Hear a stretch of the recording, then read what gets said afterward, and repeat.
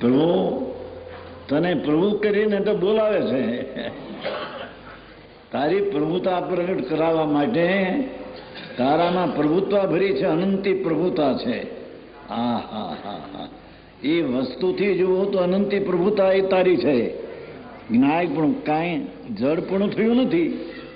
જે જ્ઞાયક છે, જાણનાર છે, તે અજાણપણું એટલે પુણ્યને પાપ જે અજાણ છે તે રૂપે જ્ઞાયકપણું જળ રૂપે થયું નથી.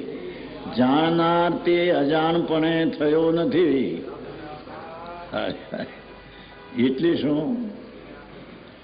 જાણનાર આત્મા અંદર ચૈતન સત્તા પ્રકાશની મૂર્તિ પ્રભુ એ પુનઃને પાપમાં ચૈતનપણું નથી. એ ચૈતનનો એમાં અભાવ છે. એ અચેતન છે. વર્ણગંધ રસસ્પર્શ નથી એમાં, પણ છે અચેતન. એ જ્ઞાયકપણું તે અચેતનપણે કદી થયું નથી. પર્યાયમાં અચેતન દેખાય છે, એની હાલતમાં દેખાય છે, વસ્તુમાં એ છે નહીં. હા હા હા, અહીં દર્શને પ્રદાન કરીને કહ્યું છે, અહીંયા વસ્તુની મુખ્યતા બતાવવા પ્રભુને જ્ઞાયકપણે છે એમ બતાવ્યું છે. મલિનતા છે પર્યાયમાં, તેને ન બતાવતા તેને ગૌણ કરીને તેને પેટામાં રાખીને વસ્તુ શું છે તે બતાવી છે. આ ભાષા તો ભાઈ સાદીમાં હાદામાં હાદી છે, પણ ભાવ તો જે છે એ ઊંચા છે એ છે. હા, કાંઈ જડપણું થયું નથી. શું કહ્યું? એ અહીં દર્વદ્રષ્ટિને પ્રદાન કરીને કહ્યું છે કે પ્રમત અપ્રમત ભેદ છે તે તો પદના સંયોગ જડિત પર્યાય છે. આત્મામાં 14 ગુણસ્થાન છે. જેમ મેળીએ ચડવામાં પગથિયાં 14 હોય છે નિસરણીના, એમ આત્માને પૂર્ણ પર્યાય પ્રાપ્ત, આનંદની પર્યાય પૂર્ણ મોક્ષ પર્યાય પ્રાપ્તમાં પગથિયાં 14 છે. એ 14 પગથિયામાં 6થા પગથિયા સુધીના પ્રમાદ કહે છે, અને 7મા પગથિયાથી 14મા સુધીના પ્રમાદ કહે છે. એ પ્રમાદ ને અપ્રમાદ બે ભાગ શુભ ને અશુભને લઈને દેખાય છે. વસ્તુ પ્રમાદ અપ્રમાદ નથી. આવી વાતો છે. ક્યાં જગત પડ્યું ને ક્યાં વસ્તુ રહી ગઈ. એક વસ્તુ તે તો પરદળના સંયોગજનિત પર્યાય છે. શુભ અશુભ ભાવથી પ્રમત અપ્રમત જે દેખાય છે, પ્રમત તે 6થા ગુણસ્થાન સુધી 6 પગથિયા સુધી, અને અપ્રમત તે 7 થી 14 સુધી. એ બધી ભૂમિકાઓ શુભ અને અશુભ ભાવના જ્ઞાયકપણાની પર્યાયમાં આવતા એને ભેદ દેખાય છે. બાકી જ્ઞાયકપણું છે એ શુભ અશુભ ભાવ પણ થયું નથી. તેથી તેને પ્રમત ને અપ્રમત અવસ્થા પણ થઈ નથી. સમજાય છે કાંઈ? આવી વાતો જેની બાપુ માર્ગના જુદા છે. હા હા, પરદળના સિંહ જે પર્યાય છે તે અશુદ્ધતા દ્રવ્યદ્રષ્ટિમાં ગૌણ છે. પર્યાયમાં મલિનતા છે, પણ દ્રવ્યદ્રષ્ટિને જોતા તેને ગૌણ કરીને તેને પેટામાં રાખીને એની વસ્તુમાં એ નથી એમ કહેવામાં આવ્યું. ગૌણ છે, વ્યવહાર છે. આત્મામાં પુણ્યને પાપના પરિણામ, દયા દાન વ્રત ભક્તિના પરિણામ એ બધો વ્યવહાર છે. આત્માના સ્વભાવ નથી, આત્માનું સ્વરૂપ એ નથી. હા હા હા હા, છે અવતાર છે, જૂઠા છે. વસ્તુનો સ્વભાવ ચૈતન પ્રકાશની મૂર્તિ પ્રભુ, એમાં એ પુણ્ય પાપના ભાવના ભેદ છે તે જૂઠા છે. અંદર સચ સ્વરૂપમાં એ છે નહીં, પર્યાયમાં દેખાય છે તે જૂઠા ભ્રમ છે. હા હા હા હા હા, અસત્યાર છે. ત્રિકાળની અપેક્ષા હો, પર્યાયમાં છે ખરા. પર્યાય અવસ્થામાં પુણ્ય પાપ છે ત્યારે તો રખડે છે એને પોતાના માનીને. પુણ્યને પાપના ભાવ એને પોતાના માની અને અનાદિથી રખડે છે. એ પર્યાયમાં છે, પણ વસ્તુ જોતા એમાં નથી. અને વસ્તુને જોવાની નજરો એણે અનાદિથી સેકન્ડ માત્ર પણ કરી નથી. એ શું ચીજ છે અંદર સર્વજ્ઞ ત્રિલોકનાથ પરમેશ્વર સર્વજ્ઞ દેવ ત્રિલોક પ્રભુ એ આત્માને કેવડો ને કેટલો ને કેમ કયો છે તેની એને ખબર નથી. એથી અહીં કહે છે કે એ અસત્યાર્થ, એ વસ્તુમાં જે પુણ્યપાપ દેખાય છે તે જૂઠા છે. દ્રવ્યની અપેક્ષાએ, ત્રિકાળની અપેક્ષાએ, એમાં અવસ્થા અપેક્ષાય છે, પર્યાયની અપેક્ષાય છે, વસ્તુની અપેક્ષાય તે જૂઠા છે. ઉપચાર છે, આરોપ છે. દ્રવ્ય દ્રષ્ટિ શુદ્ધ છે, પણ વસ્તુને દ્રષ્ટિ કરતા તે શુદ્ધ ચીજ આત્મા આનંદ કંદ છે. એ સ્ફટિકનો જેમ પથરો છે એમાં ચૈતન્યનો આનંદનો કંદ છે પ્રભુ. પરમેશ્વર જાતિ પરમેશ્વર સ્વરૂપ છે, પણ તે સ્વરૂપ નહીં, પર્યાયને ભૂલીને પર્યાયમાં રાગદ્વેષ કરે છે. એ દ્રવ્ય દ્રષ્ટિથી જોઈએ તો અભેદ છે, આત્મા શુદ્ધ છે, પુણ્ય પાપના ભેદમાં આવ્યો નથી, અંદર અભેદના એક રૂપ છે, નિશ્ચય છે, ભૂતાર્થ નામ સત્યાર્થ છે, ત્રિકાળી ચીજ એ સત્ય તે સત્ય છે, પર્યાય તે ત્રિકાળની અપેક્ષા અસત્ય કહેવામાં આવે છે, પણ પર્યાય દ્રષ્ટિથી પર્યાય સત્ય છે, પર્યાય દ્રષ્ટિથી પર્યાય છે, વસ્તુ દ્રષ્ટિથી પર્યાય અસત્યાર છે. આવ્યું? હા, નિશ્ચય છે ભૂતાર્થ અને સત્યાર્થ છે, સત્ય વસ્તુ પરમાર્થ છે. માટે આત્મા જ્ઞાયક જ છે.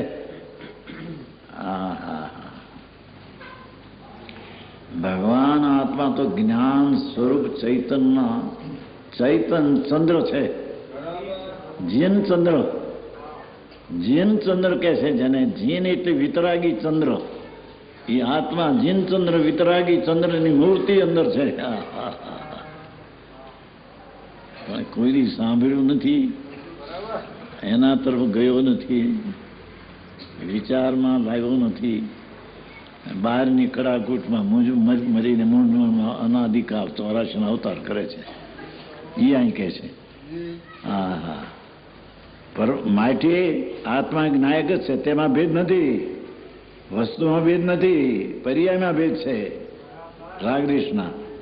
તેથી તે પ્રબંધ નથી. જ્ઞાયક એવું નામ પણ તેને જ્ઞેય જાણવાથી આપવામાં આવે છે.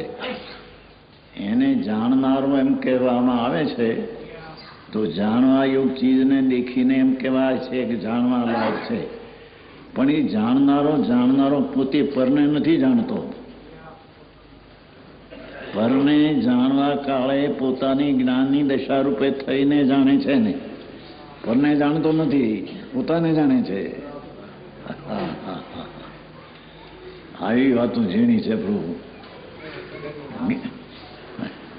વિનાયક પણ જાણવામાં આવે છે, કારણ કે જ્ઞાનનું પ્રતિબિંબ જ્યારે ઝળકે, અરીસામાં સામી ચીજ બિંબ હોય તેનું પ્રતિબિંબ દેખાય.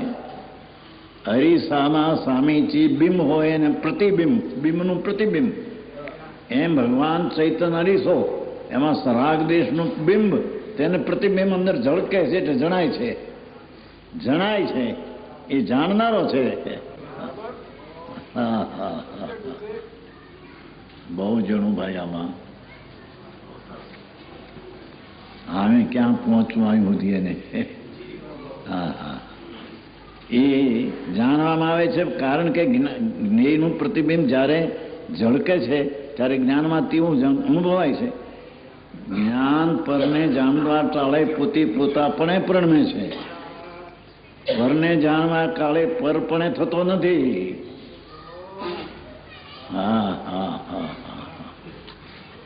પરને જેમ કે અગ્નિ છે તો અગ્નિને જાણવા કાળે જ્ઞાન અગ્નિ રૂપે થતું નથી. પણ અગ્નિનું જેવું છે સ્વરૂપ, તેવું અહીં જ્ઞાન પોતાથી જ્ઞાન થાય છે. તે જ્ઞાન અગ્નિપણે થયું નથી. અગ્નિને લઈને તેનું જ્ઞાન, અગ્નિનું જ્ઞાન અગ્નિને લઈને થયું નથી. અગ્નિનું જ્ઞાન પોતાના જ્ઞાનના સ્વભાવને લઈને જ્ઞાન થયું છે. આવું બધું ફેર. નવરાજ ક્યાં, ફુરસદ ક્યાં. નિવૃત્તિ લઈને આ ચીજ કોણ છે ને કેમ છે. હા, તો પણ જ્ઞેય કરતા શુતા નથી. ભલે પરને જાણે, પણ તેથી પરને જાણવાને કાળે પોતાને જ જાણે છે. પરને લઈને શુતા એમાં નથી. કારણ કે જેવું જ્ઞેય જ્ઞાનમાં પ્રતિભાષી થયું, જેવું જાણવા યોગ પદાર્થને જ્ઞાન જાણે ત્યારે જ્ઞાનને જ જ્ઞાન જાણે છે. પરને જાણવું કેવું એ તો વ્યવહાર છે. હા હા હા હા, જેનું બહુ પ્રભુ દાયકૃત અને જ્ઞેયકૃત આવી થી ને વાત. પર આ વસ્તુ શરીર છે, વાણી છે, મન છે, એને જાણવા કાળે જ્ઞાન તેના રૂપે થતું નથી, પણ તે જેવું સ્વરૂપ પરનું છે તેમાં જ્ઞાન રૂપે જ્ઞાન પરણમે છે. તે પરને લઈને નહીં, એ પોતાની શક્તિથી તે જ્ઞેયને જાણવાની શક્તિથી જાણે છે. તેથી તે જાણવાની શક્તિ જાણવા યોગ જ્ઞેય છે તેની કરેલી નથી. સમજાય છે કાંઈ?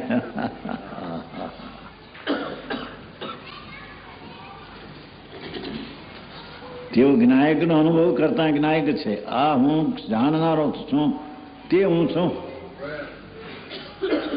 પરને જાણનારો તે હું છું એમ નહીં. અરે આ ક્યાં ક્યાં લઈ જવું એને. પરનો કરતા તો નહીં, પણ પરનો જાણનાર એ નહીં છે. આ હું જાણનારો છું તે છું છું. હું પરને જાણું માટે પરપણે જાણું છું એમ નહીં. મારા જ્ઞાનમાં જ મારો પ્રકાશ, સ્વપર પ્રકાશક શક્તિ હમારી તાતે ભેદ બ્રહ્મ ભાઈ.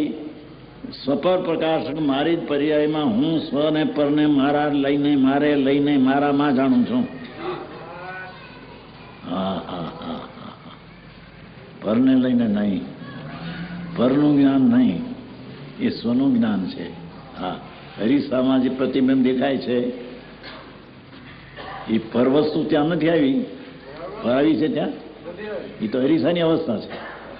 જે પ્રતિબિંબ દેખાય, અમે અગ્નિ હોય ત્યાં દેખાય, ત્યાં અગ્નિ છે અંદરમાં, એ હરીસાની અવસ્થા છે.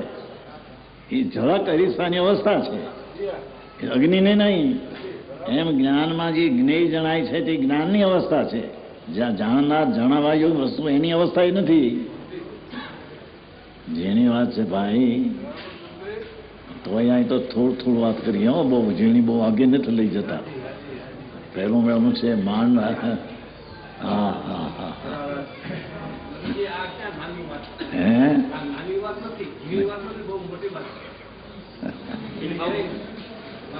વાત તો એવી છે બાપા, પણ અંદર પકડવામાં આવી નથી ને એટલે એને બહારથી પોતાને માની રહ્યો છે. અંદર જાતો નથી. અંદર જવાની કલાની પણ એને ખબર નથી. હા હા હા હા, એ ના પછી વાત છે. આ હું જાણનાર હું અને કોઈ નથી એવો પોતાને પોતાનો અભેદ અનુભવ થવો. હા હા હા હા, જાણવાની ચીજને જાણવા કાળે જાણવાની ચીજ પણ અનુભવતો નથી, પણ જાણવાની ચીજને જાણવા કાળે જાણનારને અનુભવે છે. પરને અનુભવતો નથી. હા હા હા હા, એ જ્ઞાનની ઝળકમાં પ્રતિબિંબ દેખાય તે ચીજને નહીં.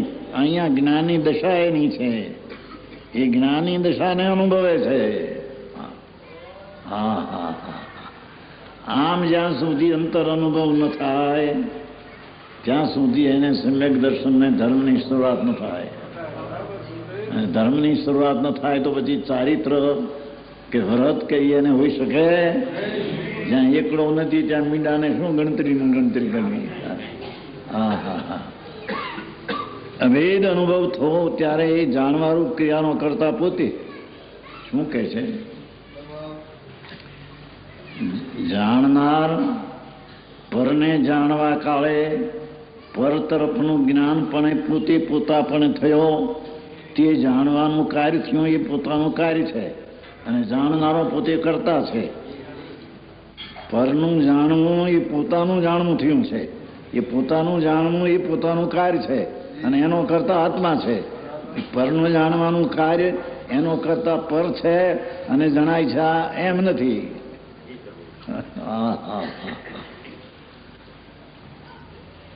ઝીણું તો છે બાપુ.